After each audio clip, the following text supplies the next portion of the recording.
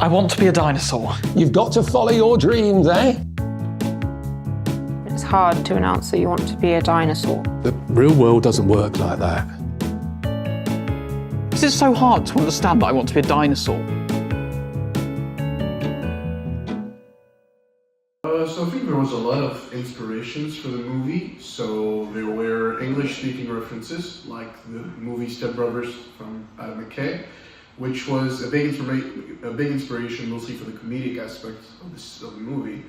And there was also French-speaking references, weirdly enough, because I'm from a French-speaking country. So there's, for example, the La Fontaine brothers, who made a lot of famous tales, you know, like the Turtle and the Hare, for example, and other really known tales. I think the inspiration about the La Fontaine brothers mostly came from the lesson. We'll see here that I really wanted to have this sort of movie where you have a lesson at the end, like don't mess things up. Like when you are disappointed in something, don't fall into absurdity to get that said thing. For example, it could be a job, could be any other thing really. Don't just fall into absurdity to get what you want in the first place.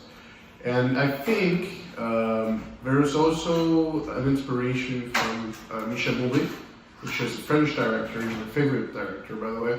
And I think mostly for the sort of weirdness aspect surrounding it. Yeah, I would say those are kind of my big inspirations, and maybe another one would be the French miniseries Bloqué, which kind of inspired me really for the scenes with the different setting episodes, like how to really manage that, because we kind of do it really well here. It's a French miniseries, and it was my first miniseries, so there are many challenges when you write for a series, because you have to manage the different characters, how they impact, the different messages, the way you're really gonna pull that off, like in a sense, like how will the narration will it go like in a single block? Will it be separated? There are like all these challenges, and also some episodes were a bit tricky in terms of scripts again, because for example, the episode 4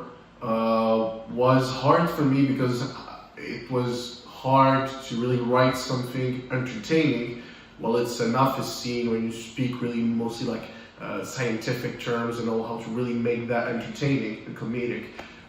So those were pretty much the biggest challenges here. So mostly script-wise, yeah. Mostly the biggest changes I could maybe say would be probably the episode 5, mostly, because I think it's a bit too long, I would say, and some jokes doesn't really feel right with like the timing and all. So I would say, if I had to redo it again, I would mostly rework the episode 5, and maybe overall, maybe sometimes the rhythm, because I feel when I watch it that some, dialogues and all needs to have a little space around it, like to really emphasize the emotion, what they mean, But aside from these aspects, yeah, I think those are pretty much what I would change. I would say my biggest inspiration for I would say the lighting and all, I would say again probably Michel Gondry, like I said earlier, is a really big inspiration.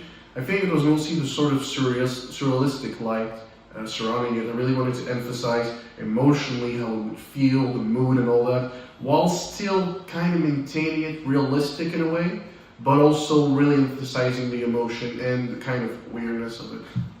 What is your next project? So I cannot really reveal that much of the project. The only thing I can pretty much reveal right now is that it's an animated series, which is the first time for me, but it's pretty much all I can give. There isn't any trailer at the moment, unfortunately. It's still a work in progress, but yeah, I'm really looking forward for all of you to see it. Brilliant, thank you very much. I want to be a dinosaur. You've got to follow your dreams, eh? It's hard to announce that you want to be a dinosaur. The real world doesn't work like that. Is it so hard to understand that I want to be a dinosaur?